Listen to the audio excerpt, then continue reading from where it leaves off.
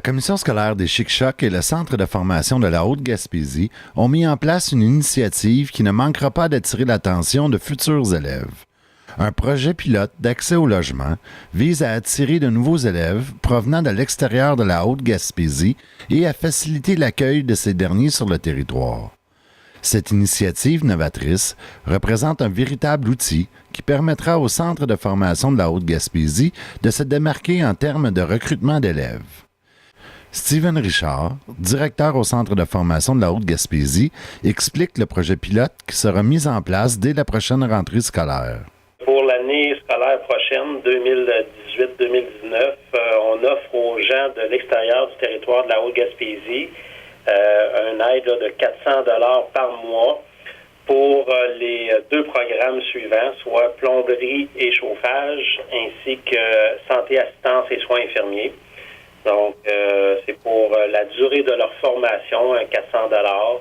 On parle d'environ 5 à 7 000 $ par élève pour les aider à se loger en Haute-Gaspésie.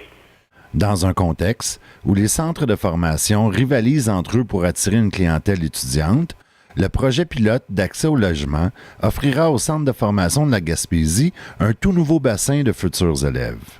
L'enjeu du recrutement est un défi constant que doit relever la direction du centre afin de maintenir une offre diversifiée de formation, comme le précise Steven Richard. Disons, cette année, on n'a pas réussi à ouvrir un groupe en santé, assistance et soins infirmiers. Et pourtant, les besoins sont là. Il y a des offres d'emploi et nos finissants sont toujours placés à un taux de placement de 100%. Et donc, c'est ça, presque pas d'inscriptions. On avait une ou deux inscriptions cette année.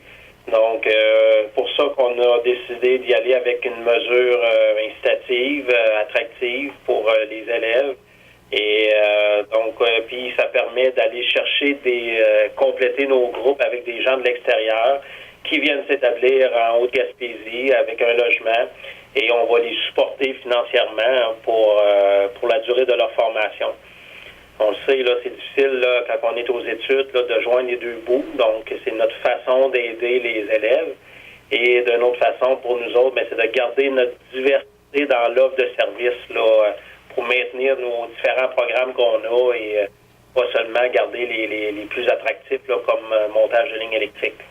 Pour les instigateurs de l'initiative, le projet d'accès au logement profitera tant aux futurs élèves qu'aux employeurs de la MRC, puisque les deux domaines d'études visés offrent de très bonnes possibilités de placement pour les finissants.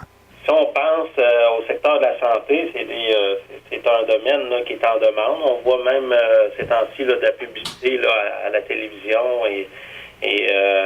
puis comme j'ai déjà mentionné, il y a des élèves finissants de notre groupe là, cette année. On a une cohorte qui termine leur programme et sont déjà placés à l'hôpital des Monts, à Saint-Anne-des-Monts, et pour 2 élèves, entre autres.